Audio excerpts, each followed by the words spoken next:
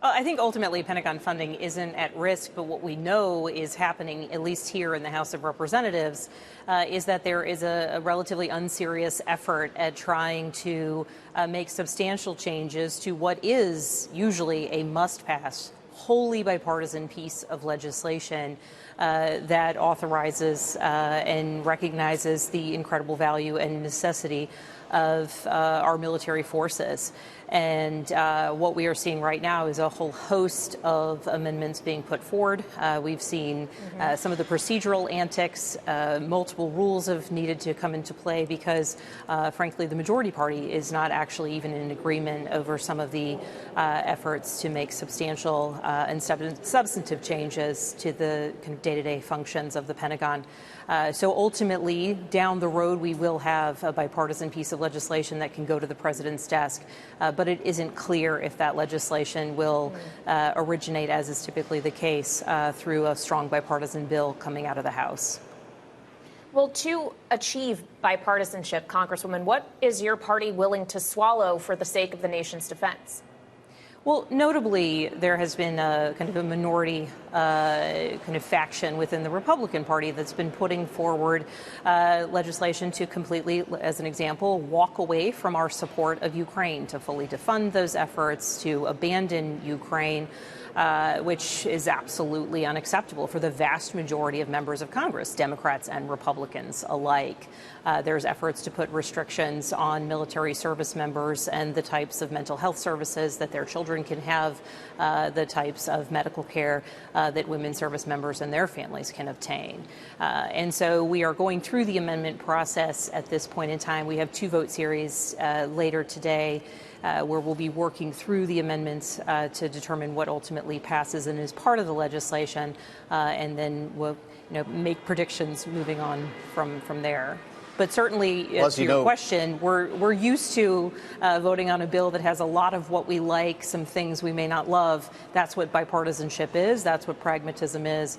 But certainly seeing that some of the antics of kind of the extreme right kind of holding even Republican members hostage with some of their demands is certainly runs counter to the effort of having a successful piece of legislation coming out of the House. Mm-hmm.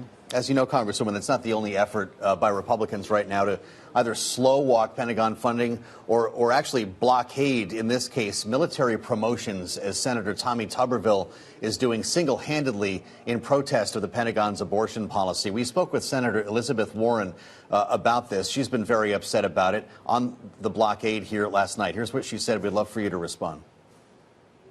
Our current Secretary of Defense, our former Secretaries of Defense who are Republican appointees have all said this undermines military readiness. But here's the problem. The Democrats can't stop Tommy Tuberville from what he's doing. It is the Republicans who need to do this. The Republicans need to say, you are a member of our party, you are putting national security at risk, you are insulting and undermining military families in this country. Cut it out. You know what it means to serve your country, Congresswoman. You also have a district that includes a very high number of active members of the military, many of whom I presume are waiting for some of these promotions to be unlocked. Is the senator right? Democrats can do nothing here? The reality is every single member of Congress, every single senator, Democrat or Republican, should be talking about how outrageous this is.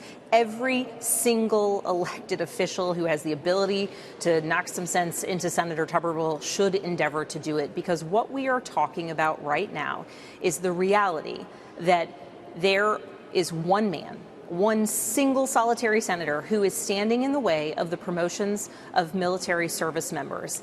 And that means that important posts are going without a commanding officer. And I represent, as you mentioned, many military members. I represent Quantico.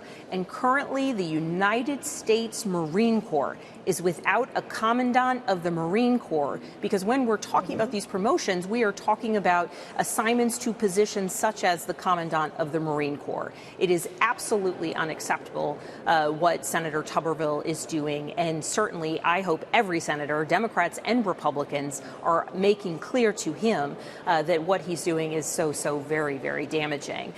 He spoke with the Secretary of Defense today. Initially, as I understand it, he turned down outreach from the Secretary of Defense, saying he was too busy, evidently too busy, stopping military service members from fulfilling their duties, their responsibilities in the roles that they've been selected for.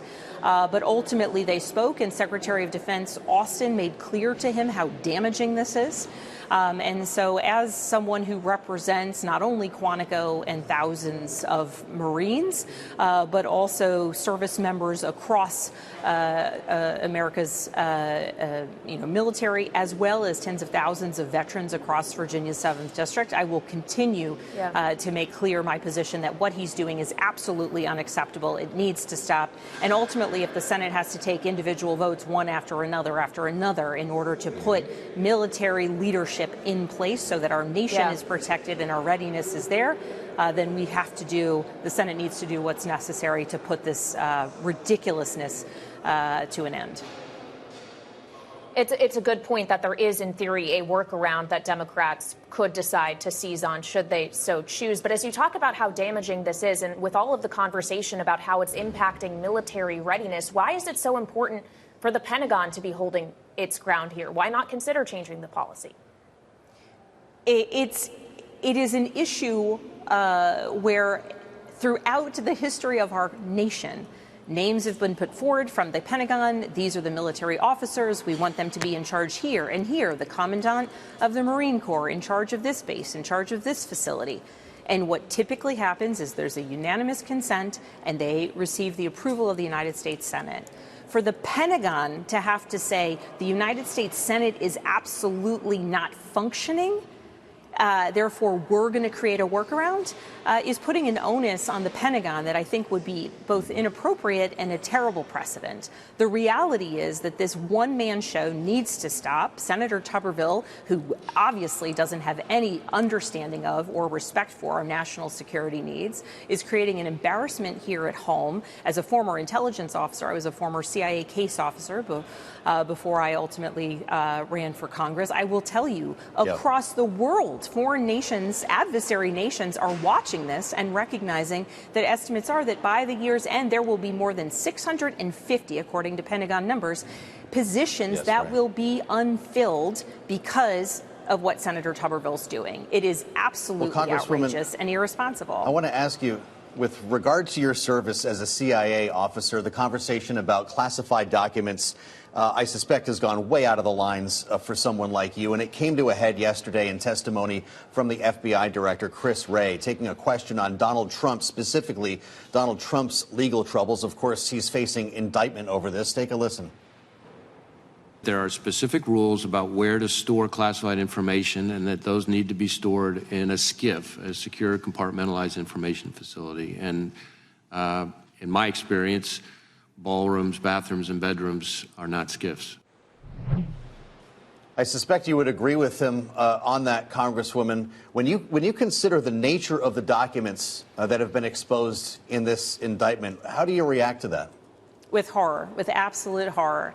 As someone who not only handled classified documents every single day, and I continue to do so as a member of the House Intelligence Committee, but I was collecting the information that was used to compile those intelligence reports, the information coming to the United States because of human assets, because of signals intelligence, because of information that the United States is able to collect through the hard work of the men and women of the intelligence community, and because of the efforts of those who would provide that information to us.